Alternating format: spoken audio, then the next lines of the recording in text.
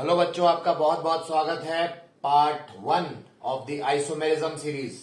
ये long awaited video था और मुझे मालूम है आप में से बहुत लोग इसका इंतजार कर रहे थे। तो अब मैं आपके सामने ले आया हूं, आपकी इच्छा पूरी कर रहा हूं। आइसोमेरिज्म की आज से सीरीज स्टार्ट हो गई है और ये उसका पार्ट 1 है। अभी तक मैंने जनरल ऑर्गेनिक केमिस्ट्री में inductive effect, hyper conjugation, resonance, aromaticity और हाइब्रिडाइजेशन, इन सारे कॉन्सेप्ट्स को डिस्कस किया। आप मेरे पहले के वीडियो जरूर देख लें इस वीडियो को देखने से पहले। और अगर आपको सिर्फ आइसोमेरिज्म सीखना है तो यहीं से आप स्टार्ट कर सकते हैं। बहुत से बच्चे अभी डरे हुए हैं कि सर नीट आ गया, जेई की डेट अनाउंस कर दी गई है अभी। तो देखो, अगर आपकी पहली बात मैं कहूंगा, प्रिपरेशन अगर अच्छी है तो आपको डरने की कोई बात नहीं है। ठीक है, कई बच्चे वायरस की वजह से डरे हुए हैं। तो देखो, आप अपना इम्यूनिटी बढ़ाओ, अपना ख्याल रखो, सावधानी बरतो। आप जब भी सेंटर पे अगर जाते हो या कहीं पे भी, जैसा भी कहीं भी निकलो, आप प्रिकॉशन लेके निकलो, बस यही है।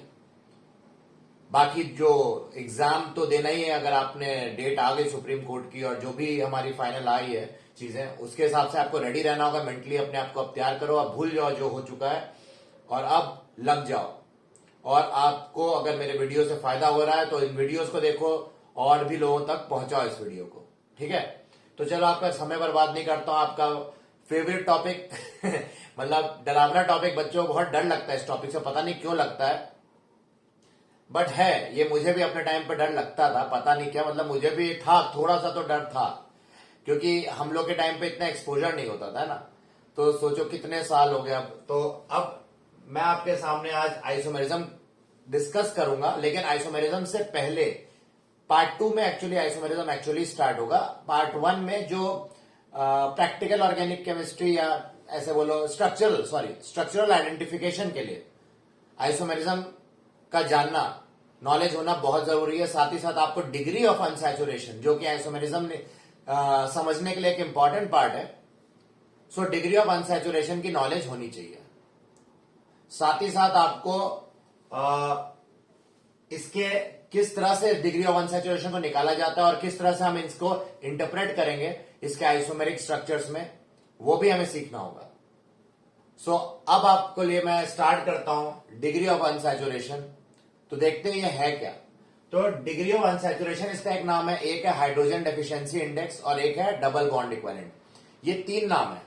मैं अभी शॉर्ट में इसको डीयू बुलाऊंगा, डिग्री ऑफ अनसैचुरेशन। मैं इसको अभी डीयू बुलाऊंगा। तो डीयू जब भी मैं बोलूंगा आप समझ जाना डिग्री ऑफ अनसैचुरेशन की बात कर रहा हूं। अब इसकी डेफिनेशन देखते हैं। देखो, इसकी 2 डेफिनेशन मेन है। पहली डेफिनेशन क्या कहती है? It is the number of moles of hydrogen gas which must be supplied to convert 1 mole of unsaturated compound into saturated open chain compound. ठीक है, अब देखो यहां पे या कोई भी कंपाउंड में 1 मोल डालो जिससे कि वो open chain straight saturated open chain compound बन जाए। तो जितने नंबर ऑफ मोल्स डाले गए हाइड्रोजन के, उसी को हम डिग्री ऑफ अनसैचुरेशन कहते हैं। ठीक है, याद रखना, जो हाइड्रोजन के नंबर ऑफ मोल्स है। जैसे एग्जांपल लेते हैं, C2H4 है, ये इथीन है। आपको मालूम है क्या है? इथीन। अब इथीन अनसैचुरेटेड है और इसमें कितने मोल हाइड्रोजन डाला कि ये सैचुरेटेड बन जाए? इथेन। इथेन आपको मालूम है एल्केन्स सैचुरेटेड हाइड्रोकार्बन होते हैं, आगे हम पढ़ेंगे वो हाइड्रोकार्बन चैप्टर में। और यहां पे हम बात कर रहे हैं अब हाइड्रोजन की। यहां कितने मोल हाइड्रोजन इसने गेन किए? तो यहां पे 1 मोल है ना, 1 मोल हाइड्रोजन गेन किया इसने, है ना। यहां कुछ नहीं लिखा, मतलब 1 मोल हाइड्रोजन इसने गेन किया to become saturated open chain. So yes, इसकी डिग्री ऑफ अनसैचुरेशन हम क्या बोलेंगे? 1 है। क्यों? क्योंकि इसने 1 मोल हाइड्रोजन गेन किए। ठीक है, इसी तरह से एक और एग्जांपल लेते हैं, आप नोट करते रहना एग्जांपल्स को। अच्छा, ये वीडियो वही लोग देखें जो JEE, NEET, AIIMS, BITSAT, VIT, इन सब जो engineering and medical competitive exams की तैयारी कर रहे हैं, वही लोग इस वीडियो को देखें। और बोर्ड की तैयारी भी कर रहे हो तो आप डेफिनेटली देखो इसको। ठीक है, आपको बहुत फायदा होने वाला है, क्योंकि 11th 12th में अलग अलग चैप्टर में आइसोमेरिज्म दिए रहते हैं, पर आपको एक ही जगह मैं पूरी सीरीज बना रहा हूं। ठीक है, तो चलो इसकी हम बात करते हैं। It is the number of moles of hydrogen. देखा अभी, जैसे मैं आपको ये दे दूं C3H4 और इसमें हाइड्रोजन डालना है मुझे जिससे कि ये C3H8 बन जाए। ये आपको मालूम है एल्केन है, ये क्या है प्रोपेन है, और ये क्या है प्रोपाइन है। तो प्रोपाइन से प्रोपेन जाना है तो कितने मोल हाइड्रोजन डालें, तो यहां 4 है और यहां 8 है, मतलब 2 मोल हाइड्रोजन डाले गए होंगे, 2 to the 4 तो ऐड हो गया। अगर 4 मोल हाइड्रोजन डाले गए हैं, मतलब सॉरी 2 मोल हाइड्रोजन डाले गए हैं, हाइड्रोजन गैस 2 मोल हाइड्रोजन गैस, तो इसका डीयू क्या हो गया 2 हो गया, क्योंकि हाइड्रोजन गैस 2 मोल डाले गए। ठीक है, तो ये बहुत इंपॉर्टेंट हम बात कर रहे हैं कि इसका फंडामेंटल समझो। पहले रटने की जरूरत नहीं है फॉर्मूला डायरेक्टली कि रटा दिया सर ने तो हमें ये रटाया, नहीं, कॉन्सेप्ट समझो कि डिग्री ऑफ अनसैचुरेशन है क्या। ठीक है, तो स्ट्रक्चरल आइडेंटिफिकेशन में इस्तेमाल होता है। ठीक है, अब हम आगे बढ़ते हैं, इसको मैं मिटाता हूं और हम चलते हैं अब इसके आगे, समझते हैं और बातें। ठीक है, तो अब आप देखो कि अगर मैं डीयू की बात करूं, तो अगर मॉलिक्यूल में डिग्री ऑफ अनसैचुरेशन 1 आ रही है, 0 आ रही तो कोई बात ही नहीं, तब तो भाई हम बात ही नहीं कर रहे, उसकी कोई पाई बॉन्ड नहीं होगा और कोई भी रिंग नहीं होगी। लेकिन अगर डिग्री ऑफ अनसैचुरेशन 1 आ रही है तो उस मॉलिक्यूल में 100% या तो एक पाई बॉन्ड होगा, वन पाई बॉन्ड, या उसमें एक रिंग होगी। ये मतलब होता है, जैसे मान लो मैंने दिया C2H4, आपको C2H4 या ऐसे कर लो, आपको कोई बढ़िया वाला लेता हूं मैं, है C4H8।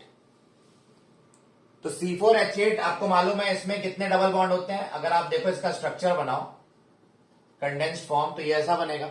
अब इसमें अगर आप देखो तो यहां पे डीयू डिग्री ऑफ अनसैचुरेशन इसकी कितनी है, इसमें कितने मोल हाइड्रोजन डालेंगे अल्केन बन जाए, सैचुरेटेड बन जाए, 1 मोल डालेंगे, क्योंकि एक हाइड्रोजन इधर आ जाएगा, एक हाइड्रोजन इधर आ जाएगा, तो 1 मोल हाइड्रोजन, यानी कि इसकी डीयू क्या है 1 है।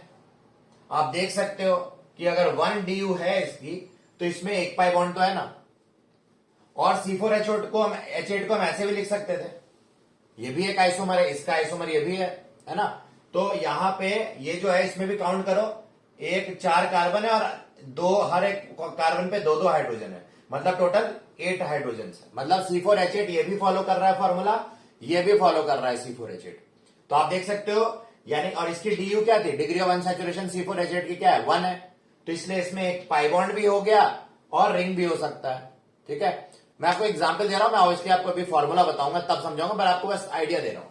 इसी तरह से अगर डीयू 2 हो गया, डिग्री ऑफ अनसैचुरेशन 2 हो गया, तो मॉलिक्यूल में एक पाई और एक और पाई, मतलब टोटल 2 पाई बॉन्ड होंगे, या एक रिंग और दूसरी भी रिंग होगी, मतलब 2 रिंग्स होंगे, है ना, 2 रिंग्स और 2 पाई बॉन्ड, या 1 पाई बॉन्ड एंड 1 रिंग, इनमें से एक कोई तो होगा ही होगा। ठीक है, अगर डीयू 2 है, जैसे अगर हम बात करें C4H6 की, तो ये एल्काइन है, आपको मालूम है इसमें एक ट्रिपल बॉन्ड होता है, तो इसकी डीयू मैं आपको अभी बता दे रहा हूं, इसकी डीयू क्या होती है 2 है।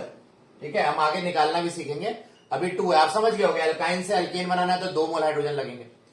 सो यहां डीयू 2 है, तो मतलब इसका क्या हो सकता है स्ट्रक्चर, अगर आप देखो तो ये आप देख सकते हो साफ साफ, यहां कितने पाई बॉन्ड है, एक ये पाई बॉन्ड और एक ये पाई बॉन्ड, 2 पाई बॉन्ड है, बीच वाला तो सिग्मा होता है। या इसको मैं ऐसे ही बना सकता था कि ये 4 कार्बन बना और ये 2 रिंग, ये भी C4H6 है। ठीक है, 4 कार्बन है और काउंट कर लेना, यहां पे एक एक हाइड्रोजन है और यहां 2 है, मतलब 2 और 2 4 और 2 6, या यहां पे एक पाई और एक रिंग हो सकता है, मतलब एक ऐसा रिंग हो गया और एक पाई बॉन्ड हो गया, ये भी हो सकता है। सो ये सब इसके स्ट्रक्चर्स हो सकते हैं। सो अब आपने समझा कि डीयू का क्या मतलब है।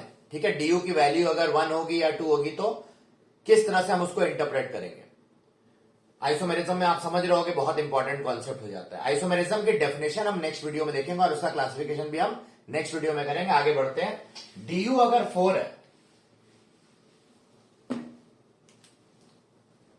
या उससे पहले मैं आपको बता दूं C6H6, आप जानते हो बुक्स में हमारे क्या लिखा रहता है, बेंजीन लिखा रहता है ना, क्योंकि इसका स्ट्रक्चर हम लोग जनरली C6H6 का ये बनाते हैं, बट बहुत कम लोग जानते हैं कि C6H6 प्रिज्मेन भी रिप्रेजेंट करता है, प्रिज्मेन, और प्रिज्मेन का स्ट्रक्चर प्रिज्म जैसा होता है, ये प्रिज्मेन होता है। इसमें भी आप काउंट करोगे 6 कार्बन है, 1 2 3 4 5 6 और हाइड्रोजन हर एक पे एक एक, तो C6H6 ये भी होता है प्रिज्मेन, और बेंजीन भी C6H6 होता है, ये बात याद रखना आप। ठीक है, तो हम आगे बढ़ते हैं। अब DU अगर 4 है, जनरली हमें बेंजीन ही आएगा सिलेबस में, क्योंकि प्रिज्मेन के बारे में कम बताया जाता है, बुक्स में बेंजीन ही है एरोमेटिक में। तो DU 4 मतलब या 4 से ज्यादा, if DU is greater then और इक्वल टू 4, तो the molecule will contain at least 1 benzene ring. Molecule has 1 benzene ring या 1 प्रिज्मेन सिस्टम, पर हम बेंजीन मानेंगे, हमारे सिलेबस में तो बेंजीन है। If DU is greater than equal to 8, then molecule has 2 benzene ring. ठीक है, हम ये अपने सिस्टम में मान लेंगे, हमारे सिलेबस में जनरली यही सब आता है। ठीक है ना, तो ये बात आपने सीखी DU 4 और DU 8 का मतलब क्या होता है। अब मैं आपको एक बात बताता हूं, ये लिखते रहना, आप नोट करते रहना। अगर अब मैं आपको ये बता देता हूं कि अगर कोई मोनोवैलेंट एटम है, ठीक है, तो DU निकालते समय मोनोवैलेंट एटम जिनकी वैलेंसी 1 है, तो मोनोवैलेंट एटम को हम ऐड करते हैं। डाईवैलेंट एटम अगर प्रेजेंट है तो उसको हम लोग इग्नोर करते हैं, वी इग्नोर मतलब उसकी वैल्यू 0 ले लेते हैं, इग्नोर मतलब उसकी वैल्यू 0। और अगर number of monovalent atom add कर देते हैं उसमें, और number of trivalent atom subtract करते हैं। ठीक है, जितने भी number of trivalent atom molecule में होंगे उनको सब्ट्रैक्ट करेंगे। मतलब जैसे हाइड्रोजन मोनोवैलेंट है, या क्लोरीन, या हाइड्रोजन और कार्बन को हटा दें अगर, तो अभी हम क्लोरीन की बात करें, क्लोरीन क्या है, मोनोवैलेंट है, तो उसमें एक क्लोरीन 2 क्लोरीन होते तो +2 करते। ठीक है ना, आप समझ रहे हो। डाईवैलेंट एटम जैसे ऑक्सीजन या सल्फर दे दें तो उनको इग्नोर कर देना है, क्योंकि वो उनकी वैलेंसी 2 है, उनको हटा देते हैं हम। ठीक है, ये आपको याद रखना है, ये मैं आपको ट्रिक दे रहा हूं। और ट्राईवैलेंट एटम जैसे नाइट्रोजन वगैरह, इनको हम सब्ट्रैक्ट कर देंगे, जितने भी नंबर ऑफ नाइट्रोजन होंगे उनको उसमें से सब्ट्रैक्ट कर देंगे। ठीक है, तो चलो अभी इसी चीज को हम अगर लगाएं ध्यान से, तो चलो मैं आपको अभी दे रहा हूं अगर फॉर्मूला हमें दिया हुआ है CXHYOZ, मान लो हमें दिया हुआ है OZ किया XMON, ठीक है, एंड NZ, मान लो ऐसे दिया हुआ है, और ये हमारा मॉलिक्यूलर फॉर्मूला है। और बोला जाए इसका बताओ, इसका एक्चुअल रिप्रेजेंटेशन क्या होगा, मतलब ये जो हमने लिखा है, तो इसके हिसाब से हम क्या किया जाए कि ये इक्विवेलेंट इसका बन जाए। ठीक है ना, DU के हिसाब से। तो अब हम समझते हैं जो मैंने आपको बात बताई उसका मतलब क्या है। ठीक है, तो उसका मतलब ये है कि जैसे ये मोनोवैलेंट है, X मतलब हैलोजन, ऑक्सीजन डाईवैलेंट है, नाइट्रोजन ट्राईवैलेंट है। इसका मतलब समझते हैं। तो मतलब ये है कि जितने भी मोनोवैलेंट है वो हाइड्रोजन में ऐड कर दो, है ना, तो कितने मोनोवैलेंट है, M, तो हाइड्रोजन में वो ऐड हो जाएंगे। ऑक्सीजन N है, तो ऑक्सीजन को लेकिन ऐड नहीं करेंगे, उसकी वैल्यू 0 मान लेंगे, ड्रॉप कर दो ऑक्सीजन को। और नाइट्रोजन Z है, तो जितने भी ट्राईवैलेंट है, तो उनको सब्ट्रैक्ट कर लेते हैं, तो हाइड्रोजन में उनको सब्ट्रैक्ट कर दो। तो ये अपना जो है, इस तरह से हम DU अब निकाल लेंगे। जब एक बार ये आ गया तब इसका DU निकाल लेंगे, जो इसका DU होगा वही इसका DU होगा। समझ रहे हो, जो इस मॉलिक्यूल का DU होगा वही इस मॉलिक्यूल का भी DU होगा। तो अगर आपको ये दिया हुआ है तो आप इस तरह से भी निकाल सकते हो, मेरी शॉर्टकट ट्रिक। वरना हमारे को फॉर्मूला भी होता है, तो फॉर्मूला भी देख लेते हैं क्या है। अगर इफ केस 1 की बात करें कि केस 1 है, if molecular formula is given, तब हम DU कैसे कैलकुलेट करेंगे। तो अगर मॉलिक्यूलर फॉर्मूला दिया हुआ है और DU निकालने को बोलेगा, DU का जो हमारा फॉर्मूला है, देखो मैंने आपको एक तो बता दिया उस तरह से करने के लिए। एक और फॉर्मूला हमें दिया जाता है, अब ये देखो रटने वाला है, तो मैं आपको सीधा सीधा लिख देता हूं, -H+X-N/2। आप समझ रहे हो कि वही बात है, X को ऐड किया, N को सब्ट्रैक्ट किया। ठीक है, तो ये हमारा फॉर्मूला हो जाता है। कुछ कोचिंग्स में ये फॉर्मूला लगाओ, चाहे दूसरा फॉर्मूला लगाओ, इसका एलसीएम ले लो, 2 से मल्टीप्लाई कर दो, है ना। तो मैं डायरेक्टली लिख देता हूं, आंसर क्या आना चाहिए, 2C+2 - H - X+N/2। ऐसे लिखो चाहे ऐसे लिखो, बात है ये। तो कुछ कोचिंग्स में ये सिखाते हैं, कुछ में ये, कुछ भी करो। मैंने आपको एक सीक्रेट दिया, वो आपको समझ में आ चुका होगा, जस्ट पहले ही बताया, जस्ट इसके पहले। ठीक है, तो ये केस 1 है, जब मॉलिक्यूलर फॉर्मूला गिवन है तो इनमें से कोई एक फॉर्मूला लगा सकते हो। मैं अभी इसको मिटा देता हूं और मैं अभी इस फॉर्मूले को लगाऊंगा हर जगह। ठीक है, तो लेट्स सी, ये हमारे क्वेश्चंस हैं और इसमें हमें निकालना क्या है, DU निकालना है, डिग्री ऑफ अनसैचुरेशन। तो कैसे निकालेंगे, तो देखो C7H6O दिया हुआ है, अब इसको कैसे करेंगे, तो इसका डी यू निकालने के लिए बहुत आसान, कार्बन कितने 7, तो 7 पुट कर दो यहां, +1 माइनस हाइड्रोजन कितने 6, हैलोजन है ही नहीं, नाइट्रोजन है ही नहीं, मतलब यहां पे कुछ नहीं आएगा, डिवाइड बाय 2, मतलब कितना हो गया 8 - 3 दैट इज 5। तो इस मॉलिक्यूल का डीयू कितना आ गया 5 आ गया। अब आप समझ गए होगे, सिर्फ फॉर्मूले में पुट करना है, ऑक्सीजन सल्फर को नहीं डालना है, बस फॉर्मूले में कुछ नहीं लेना, उनको इग्नोर कर देना है, ठीक है। सो ये हमारा डीयू हो गया। नेक्स्ट है C4H6। अभी मैंने आपको बताया था, आप जानते हो इसकी डिग्री ऑफ अनसैचुरेशन कितनी आनी चाहिए, 2 आनी चाहिए, क्योंकि 2 मोल हाइड्रोजन जब डालेंगे तब ये सैचुरेटेड बनेगा, तो इसकी डीयू 2 आनी चाहिए। देखते हैं क्या फॉर्मूले से भी 2 आती है। तो डीयू जो है यहां पे, कार्बन कितने हैं C4H6 में, C4H6 में कार्बन है 4 + 1, तो है ही फॉर्मूले, माइनस हाइड्रोजन 6 है, हैलोजन वगैरह 0/2, सीधे सीधे कितना आ गया 5 - 3 दैट इज 2। आ भी गया, देखो डीयू 2 आना भी चाहिए था और आ भी गया। बहुत ही आसान, मतलब आप कर लोगे, है ना, ये सब भी आप ट्राई कर लेना, इसी तरह से आपके आंसर आ जाएंगे। अगर स्ट्रक्चर दिया हो और आपको बहुत कंफ्यूजन हो रहा हो, तो उस स्ट्रक्चर का मॉलिक्यूलर फॉर्मूला लिख लेना और फिर उसको इसमें पुट कर देना। वर्स्ट केस में अगर स्ट्रक्चर नहीं समझ में आ रहा है, स्ट्रक्चर से बहुत डर लगता है, तो स्ट्रक्चर को पहले मॉलिक्यूलर फॉर्मूला में कन्वर्ट कर लेना, है ना, और फिर उस फॉर्मूले में डाल देना। अगर बहुत वरना उसका भी एक अलग ही हम देखेंगे, केस 2 में फॉर्मूला होता है।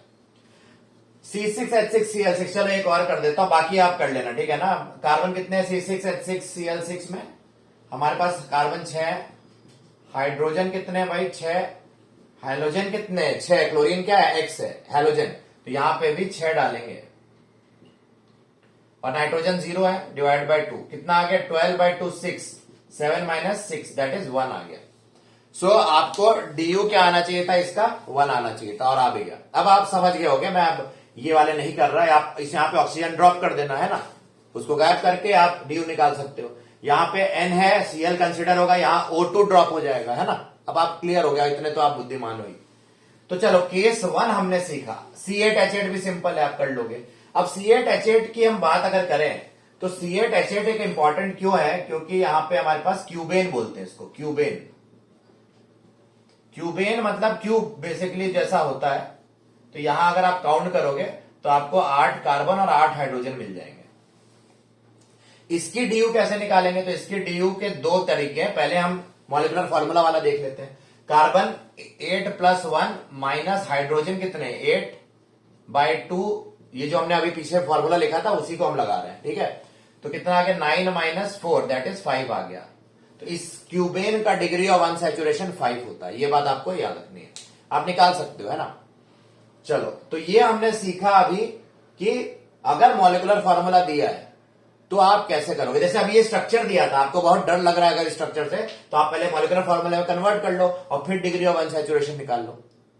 वरना एक और चीज है, चलते हैं इसी बात को लेके दूसरी डेफिनेशन की तरफ, ध्यान देना। दूसरी डेफिनेशन क्या कहती है, इसकी सेकंड डेफिनेशन, कि इट इज द डीयू, इसकी डेफिनेशन हाइड्रोजन डेफिशिएंसी इंडेक्स या डबल बॉन्ड इक्विवेलेंट, या डीयू क्या है, it is the number of bonds which must be broken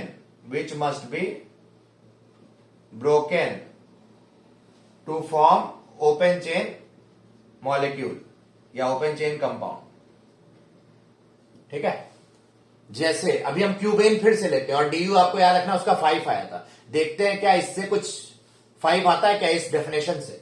तो देखो क्यूबेन मैंने बनाया आपके लिए, एक बहुत ही खूबसूरत सा ब्यूटीफुल, है ना।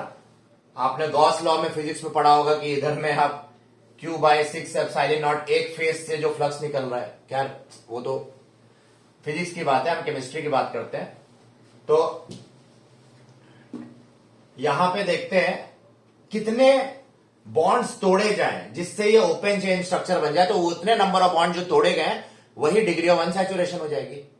तो देखते हैं कितने बॉन्ड तोड़े जिससे कि मॉलिक्यूल ओपन चेन हो जाए। तो एक बॉन्ड मैंने ये तोड़ा, क्या ओपन चेन हुआ, नहीं, अभी भी यहां रिंग्स है, साइक्लिक है, कोई ना कोई रिंग तो है। ये तोड़ा, क्या अभी भी है, नहीं अभी भी है, ये भी तोड़ दिया, चलो बहुत अच्छा लगा है, सब तो तोड़ी। तो ये 4 डंडियां ऐसे खड़ी हो गई हैं, और अब मैं क्या करता हूं, ये वाली भी डंडी तोड़ देता हूं, कितनी हो गई टोटल? अभी मैंने 1 2 3 और 4 और एक ये 5 अगर तोड़ दूं, अब ये पूरी तरह से ओपन चेन बन चुका है ना? आप समझ रहे हो? इसको मैं ऐसे भी बना सकता था, ये हो गया ना, ये इसको ऐसे भी लिख सकता हूं, तो ये ओपन चेन हो गया ना अब ये।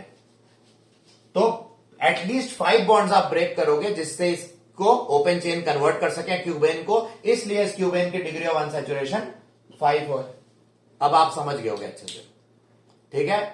तो जरूर ध्यान देना, मैंने क्या किया मैं फिर से बता दे रहा हूं आपको आपके सहूलियत के लिए, कि एक बॉन्ड हमें ओपन चेन बनाना है, तो एक यहां से तोड़ा, अभी भी ओपन चेन नहीं हुआ, ये यहां से तोड़ा नहीं हुआ, ये यहां से गायब किया तो भी नहीं हुआ, 3 बॉन्ड तोड़ चुका हूं अभी मैं।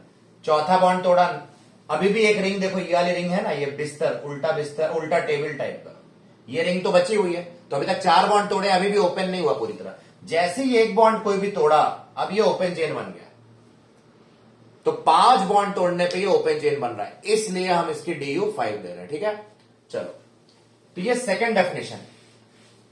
सेकेंड डेफिनेशन के बाद केस 2, अब हमारा दूसरा फॉर्मूला भी है, if 3D structure is given, if 3D structure is given, अगर हमें 3 डायमेंशनल स्ट्रक्चर दिया हुआ है तो हम कैसे उसका DU निकालेंगे?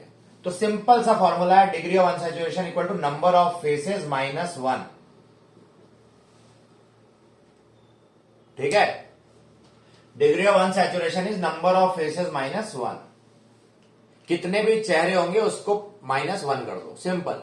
जैसे अब आप बोलोगे ठीक है आप प्रूफ करके दिखाओ, तो देखो क्यूबेन ले लेते हैं, फिर से क्यूबेन की जिंदगी एकदम तबाह कर देंगे आज। क्यूबेन ले लेते हैं, एक, ठीक है, 2 फेस, 3 फेस, अभी कितने फेस है इस क्यूबेन में? 6 फेस है ना भाई। एक ये आपको मालूम है क्यूब में हमारे पास कितने फेस हैं? 6 फेसेस है। -1 करो तो DU ये आ गया ना 5 DU, तो number of faces -1 will be giving you degree of unsaturation. Simple, structure दिया हो और आपको निकालना हो DU, तो आप इस तरह से भी निकाल सकते हो अगर 3 डायमेंशनल स्ट्रक्चर है। इसी तरह ये भी उठा लेते हैं प्रिज्मेन, प्रिज्मेन भी देख लो आप, प्रिज्मेन। और मैंने आपको शॉर्टकट तो बताया हुआ, बहुत डर लगे तो इसी को C6H6 लिख के और पहला वाला फॉर्मूला लगा देना, बहुत अगर डर लगे, वरना यही देख लो कितने फेसेस हैं, यहां पे भी हम देख सकते हैं। तो इसका DU कितना हो गया? इसका DU हो गया, कितने फेस है? 1 है ना, 2 3 4 और 5, ठीक है ना? ये तो कितने हो गए हमारे? 5 - 1 मतलब 4 हो गया। तो इसकी DU क्या हो गई? प्रिज्मेन की 4 हो गई, है ना? आप वेरीफाई भी कर सकते हो डिग्री ऑफ अनसैचुरेशन 4 है कि नहीं, जैसे बेंजीन की 4 होती थी, उसी तरह प्रिज्मेन की भी हमारी DU कितनी हो गई? 4 हो गई, ठीक है? तो अब आप ये समझ चुके हो कि इसकी भी DU क्यों 4 है, वरना अब आप निकाल सकते हो। एक और ले लेते हैं, चलो आपकी खुशी के लिए ये ले लेते हैं। कितने फेस है यहां पे भी आप देख सकते हो, इसका DU निकालना है। बहुत डर लगे तो आप जानते हो मॉलिक्यूलर फार्मूला में कन्वर्ट कर लो, वरना यहीं से निकाल लो। 3 फेस है, 1, ठीक है, 2 और 3 और -1 कर दो तो 2 आ गया, तो DU इसका 2 हो जाएगा, ठीक है ना? सो ये हमारा जब 3 डायमेंशनल स्ट्रक्चर गिवन है तो नंबर ऑफ फेसेस -1 कर देते हैं, ठीक है? मजा आ रही है? नहीं आ रही? अच्छा चलो और खुश करने की कोशिश करते तुमको, है मजा तो लाओ यार, मजा लाओ, एनर्जेटिक रहो। अब जेई मेन आ रहा है, नीट आ रहा है, और क्या चाहिए आपको? इसी का तो इंतजार था आपको, है कि नहीं? ऐसा नहीं है, क्या बोल रहे हो सर, हम लोग आराम कर रहे थे अच्छा खासा, कहां फंसा दिए। Case 3, if structure is given, मतलब आप मान लो कोई भी स्ट्रक्चर दिया हो इन जनरल, 2 डायमेंशनल स्ट्रक्चर मान लो, तो हमारा DU निकालने का जो फॉर्मूला है, number of pi bond plus number of rings. Simple, number of pi bond plus number of rings निकाल लेना, हो जाएगा, 2 सेकंड में आ जाएगा, ठीक है ना? तो ये हमारा सिंपल देख के ही, मॉलिक्यूल देख के बना सकते हो। जैसे मैं आपसे बोलूं इसकी डिग्री ऑफ अनसैचुरेशन क्या है, आप बोलोगे सर इसमें एक ही रिंग है, तो DU कितनी हो गई?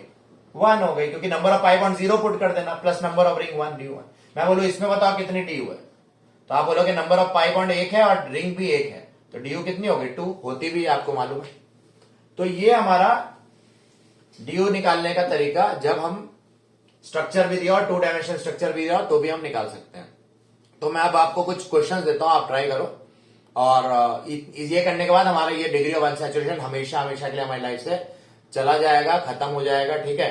तो टेंशन आपकी डिग्री ऑफ अनसैचुरेशन को लेके जो जो डाउट्स थे सब मुझे मालूम है खत्म हो जाएंगे। तो चलो आगे बढ़ते हैं। मैं आपको कुछ क्वेश्चंस दे रहा हूं, ठीक है, मेरे पास कुछ क्वेश्चंस है, आप ट्राई करो। जैसे मान लो मैं ये दे दूं, इसकी ड्यू पूछूं, तो इसकी ड्यू आपको निकालनी है। तो आपने कितने रिंग है आप काउंट कर लो सीधा सीधा, मतलब नंबर ऑफ फेसेस -1 भी लगा सकते हो, वरना आप pi bond, number of pi bond कितने हैं 1, और नंबर ऑफ रिंग्स कितनी है 2, है ना। अगर रिंग्स देखो तब तो 2 ही है ना, फेसेस की बात अलग है, रिंग्स की बात अलग है ना। यहाँ पे हम लोग किसकी बात कर रहे हैं, नंबर ऑफ रिंग्स की। तो इसकी ड्यू कितनी हो जाएगी 3 हो जाएगी, ठीक है। अगर आपको कंफ्यूजन है तो मॉलिक्यूलर फॉर्मूला में कन्वर्ट कर लो, डेफिनेटली उससे आंसर आ ही जाएगा, ठीक है। तो चलो इसकी ड्यू हमने 3 कर ली। अभी मैं आपको एक और देता हूं, मान लो मैं ये देता हूं,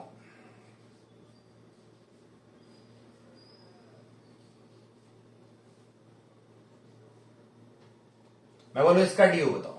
तो कितने रिंग है 1 2 3 4, 4 रिंग हो गए, और कितने पाई बॉन्ड है 1 2 3 4, मतलब इसकी ड्यू कितनी हो गई 8 हो गई, ठीक है ना।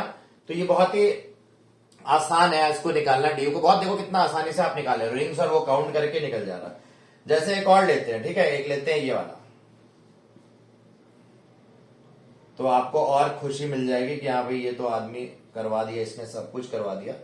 क्योंकि ये जो पर्टिकुलर क्वेश्चन करवा रहा हूं ये हमारा कॉमन क्वेश्चन है, आप देखोगे इसको कई डीपीपी या कई बुक्स में आपको मिल जाएगा ये क्वेश्चन, है ना। तो यहाँ पे हमने COCl लिख रहे हैं ना।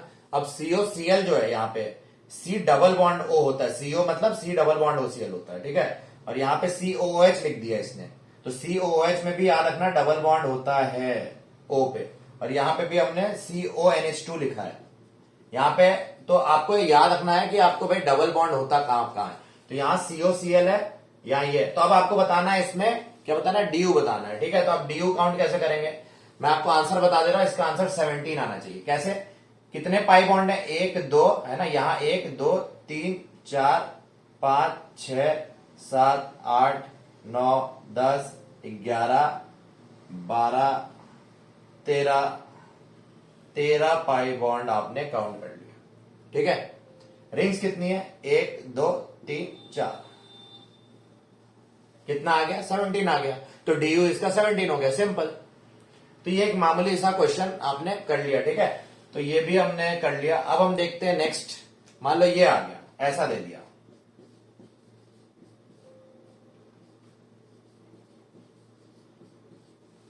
तो इसका ड्यू आपको निकालने को बोला है, ठीक है। इसका डबल बॉन्ड इक्विवेलेंट या ड्यू निकालना है, तो 13 आना चाहिए। आप करके देख लेना। रिंग्स जो दी हुई इनको, ये तो इनको आप ऐसे लिखो, चाहे ऐसे भी लिख सकते थे आप, है ना। आप तो जानते हो इतना, तो अब आप रेजोनेंस वगैरह पढ़ के यहां तक पहुंच चुके हो, तो इतना तो आपको आता ही होगा, है ना। अब आप निकाल लेना कितनी रिंग्स हैं 1 2 3 4, कितने पाई बॉन्ड है 1 2 3 4 5 6 7 8 9, कितना आ गया 13 आ गया। तो इसका ड्यू हो गया 13। अब हम बात करते हैं last question of the day. ये ले लेते हैं C ट्रिपल बॉन्ड, या सेकंड लास्ट या लास्ट, जो भी मान लो, देखते हैं, मन करेगा तो और बताएंगे। यही सब है बच्चों, एग्जाम्पल आप बस, आपको मैंने एग्जाम्पल्स बता दिया, अब आप कुछ नहीं। साइनाइड है तो इसमें देख लो ड्यू कितनी हो जाएगी भाई 8 हो जाएगी, है ना। ये तो मतलब बहुत ही आसान सा क्वेश्चन है। पाई बॉन्ड काउंट कर लो 1 2 3 4 5 6 7 8, हो गया ना ड्यू। एक और करें, अरे कितना करवाओगे, बच्चे की जान लोगे क्या। चलो एक लास्ट करते हैं आपके लिए, एक लास्ट, हाँ पक्का, इस बार इसके बाद नहीं। सर प्लीज एक और कर दो, है क्यूट सा चेहरा बना के आ जाओ सर प्लीज, तो ऐसा नहीं होगा, ठीक है ना। तो वो हंस रहा है, कैसे हंस रहे हो आप लोग, हैं शर्म नहीं आती। चलो ये दिया हुआ है आपको, है ना। अब आपको बोला है क्या, ड्यू निकालो, कितने पाई बॉन्ड है, तो 1 2 3 4 5 6 7 8 9, 9 पाई बॉन्ड, प्लस कितने रिंग 2 रिंग, कितना हो गया 11। तो ये हो गया हमारा डिग्री ऑफ अनसैचुरेशन, खत्म। We have mastered the art of degree of unsaturation. Isomerism के लिए जो बिल्डिंग ब्लॉक है, जो स्टार्टर्स है, अभी तो स्टार्टर्स भी क्या है, पापड़ आए, अभी सूप भी नहीं आया है, सूप के बाद मेन कोर्स आएगा, है ना। तो अभी तो आपने बस आप रेस्टोरेंट में आए हो, आप क्या बोलते हो, खीरा खा रहे हो, पापड़ खा रहे हो, यही सब है। तो वो अभी स्टार्टर्स किया हमने, अब sorry just starter, pre starter किया। अब आएगा नेक्स्ट वीडियो से स्टार्टर्स चालू होंगे, है ना, जिसमें स्टार्टर्स सिर्फ स्ट्रक्चरल आइसोमर्स का होगा और मेन कोर्स आएगा स्टीरियो आइसोमर्स का। ठीक है, वो काफी लंबा मेन कोर्स चलेगा, तो उसका मजा आपको अलग ही स्वाद ही आ जाएगा उसका, है ना। तो ठीक है, मिलते हैं अगले वीडियो में। थैंक यू सो मच, आपकी वजह से मैं बना रहा हूं वीडियो, क्योंकि आप मोटिवेट कर रहे हो मुझे। बहुत बच्चे जुड़ चुके हैं, उनको मजा आ रही है, उनका बहुत फायदा हो रहा है, बहुत दूर दूर से लोग जुड़े हुए हैं। सो इसी तरह बने रहो इस चैनल पे, और आपका सपना पूरा होते हुए मुझे देख के बहुत अच्छा लगेगा। मुझे मालूम है ये सारी इंफॉर्मेशन आपको काम आने वाली है, जितनी भी चीजें बताई आपको एक ही जगह मिल रहा है। तो जो लोग मेरे साथ शुरू से बने हुए हैं वो जान रहे हो इस बात को मैं क्या कहना चाह रहा हूं। You have come to the right place, आप सिक्योर हाथों में हो, सेफ हाथों में हो, आपका भविष्य उज्जवल है आगे। ठीक है, ये बात अलग है कि अब जो बच्चे जेई नीट के लिए अपेयर हो रहे हैं उनके लिए मेरे पास अभी वीडियो नहीं है, लेकिन फ्यूचर में जो अगले साल नीट देंगे, जेई देंगे या उसके बाद देंगे, तो बहुत से वीडियो बन चुके होंगे। ठीक है, बहुत ढेर सारे वीडियो तब तक बन चुके होंगे। और अगर आप इस चैनल को और तेज से फैलाओगे, आगे और बढ़ाओगे, इसके लिए अच्छा करना चाहोगे, तो डेफिनेटली और फास्ट वीडियोस आएंगे। ठीक है, तो आपका मोटिवेशन मेरा मोटिवेशन। ठीक है, आपका टाइम बर्बाद नहीं करता। मिलते हैं पार्ट 2 ऑफ आइसोमेरिज्म में। ये था हमारा पार्ट 1। उम्मीद करता हूं आपको पसंद आया। प्लीज इसको हर जगह पहुंचाओ, शेयर करो और कमेंट करके भी बताओ आपको कैसा लगा ये। आपको अगर अच्छा लगा तो आप डेफिनेटली इसको सब्सक्राइब कर लो, बेल आइकन दबाओ। ये बड़ी मजेदार चीज होती है, बोलने में बड़ा हंसी आती है, लेकिन ठीक है, बार बार बोलना पड़ता है। बेल आइकन दबाओ, अब अपने आप ऑटो हो जाना। कोई भी वीडियो ऐसा होना चाहिए, कोई भी आए वीडियो पे तो अपने आप सब्सक्राइब हो जाना चाहिए। नहीं, काश ऐसा होता, बट चलो ठीक है। Have a good day, thank you so much for watching, take care.